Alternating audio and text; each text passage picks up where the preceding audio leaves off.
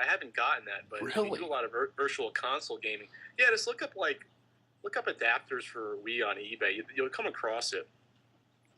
Wow. I will look for that. Look That's at me just spending your eBay money, helping you spend it. I'm telling you, this is great. Um, Gonzo linked ask, when are we going to see your Hudson Soft freakout? The Hudson Soft freakout. Oh, that'll come up. That he's probably referring to during the NES Marathon, where, on purpose or not, Ian and I love Hudson Soft. It's one of my favorite probably game companies, publishers at least for the Nintendo, and outside of that, obviously, because they did the TurboGrafx stuff. And someone was just egging us on during the chat.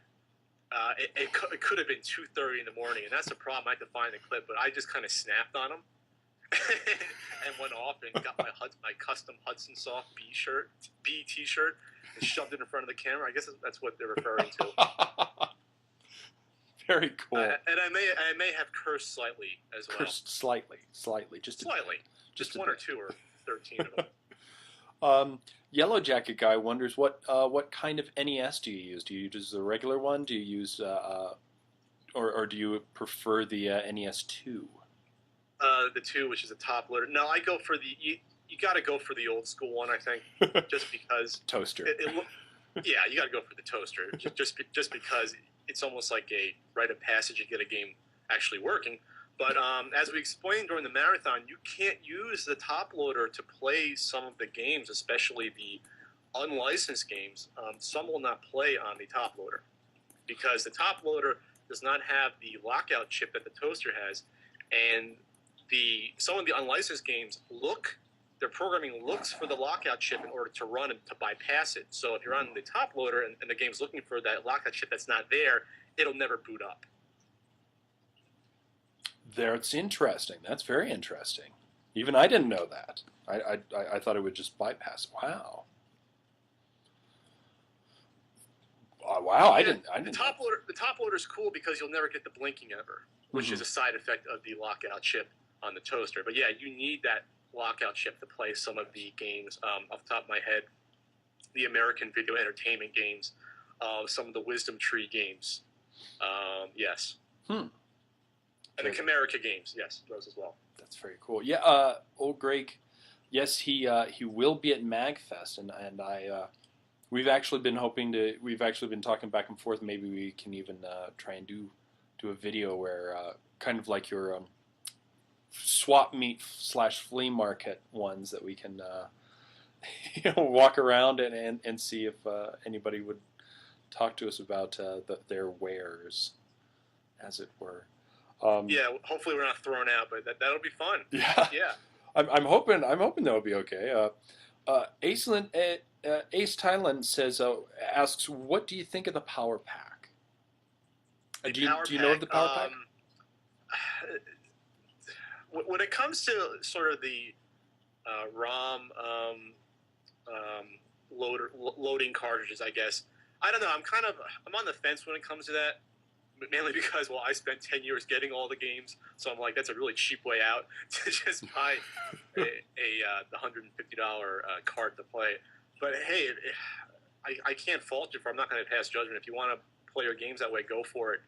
I know for a fact that, well, not for a fact, but most likely at MagFest, the RetroWare guys are going to have I think they're going to have a booth set up to play games, and I might bring back the Play the Punk challenge that I had at SGC.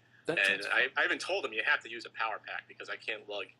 At SGC, I took about 25, 30 games with me, and I can't do that. I can't travel with that many games. People will think, what the hell is this guy doing? And consistently changing them out. That's just going to be wear and tear. So. Exactly. And if I ever do the marathon again, I always said, if I do the marathon again, I'm definitely getting a power pack. I have the games legally. I've gone through the heartache and pain of cleaning them all out, playing. I've proven my geek worth. I've done something no one else has ever done or may never do again. So I would get a power pack if I did it again. Wow. Yeah, that's cool. And I see your collection and I am in awe. I mean, I've got a collection of a lot of things, but I'm kind of more like the jack of all trades. I've got many different systems, a little bit of each one, and your NES, I've got to tell you that I'm just in awe of. I love your NES collection. It's so. What do you like in particular? Is it, and it's grown a lot since that collection video is from that collection video was shot well over a year ago. Oh. So I have a hell of a lot more stuff now for all systems. Well, see, and I'm just a collector. I just like to own the actual carts, and that's always me. I mean, sometimes they cost a lot. I'm about to do a Super Back to the Future 2, and I wasn't going to get that cart, but I thought, well, that I've got to get it, and yes, I could emulate it, and yes, I could say, yeah, you can get it, but for me personally, I really feel like if you're going to review something, you kind of have to tell people, yes, you can get it. See, I've got it. You can get it too. And I look at yours, and I'm just, wow, that's just amazing. I mean, it's must have taken you a very long time to collect. I started. I want to say I always in my head don't know if it was '99 or the very latest. It was 2000, the summer of 2000. Starting going to flea markets and the Funko Lands when they still existed. I love Funko Land. Loved Funko. That's where I got my first Famicom from. Oh man, I still have the Funko Land sleeves that they put on the Nintendo games. I cleaned them all out basically when they were closing all the Funko Lands. Not closing them. When they were getting rid of. I think it was around 2004, 2005 when they decided we're not selling any old games. Past one generation back anymore. They were getting rid of their Genesis, Super Nintendo, etc. They were consolidating in stores, so I would go and buy some of the games there, and I wish I bought every single one that I could. I didn't have the money to, because it would have saved me a lot of money in the long term. But anyway, I bought a lot of games, and the sleeves, those nice multicolored Funkoland sleeves. Someone in the chat knows what I'm talking about. I'm not entirely insane, and I have hundreds of those sleeves. Wow. I never got any of the sleeves. Like I said, I bought mine way back in, I want to say 90, 91 was when I first got my first import games from Funko Land. But I actually called them and sent them a check so yes, I also have a very fond memory of Funko Land. Yeah, I cried when those went out of business, or actually they got bought up by GameStop, who just said, yeah, we don't want to do any sort of old school stuff anymore. I was kind of ashamed. They kind of dropped the ball, but fortunately, a lot of mom and pop and smaller chains have sort of rose up in their place. Good. And I always try and support mom and pop places, and it's sometimes hard, but you got to try and support people as they can. Now, there's another question. How do you become? TKD asks, how do you become famous? He really wants to know. What, he's asking me? Yes. Like, as if I'm famous? Yes. Is he kidding? No, you are an internet celebrity. Is he serious? Yes, he's serious. He's absolutely serious. It's not like people stop me on the street or anything. When I was hanging out with James at James is famous. When I was hanging out with James at Comic-Con, he was getting stopped every 5 minutes or so. That's famous.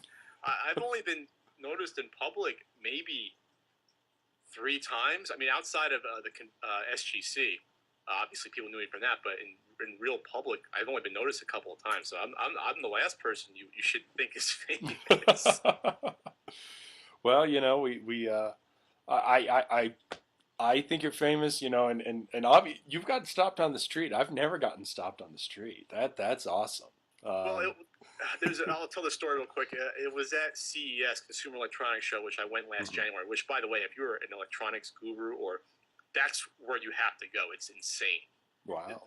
The size of the convention it takes you days literally to see everything. So I went with my friend AJ, and I was in this booth looking at. There was one company that was advertising. They were making like new retro controllers, like they were putting out new Dreamcast controllers.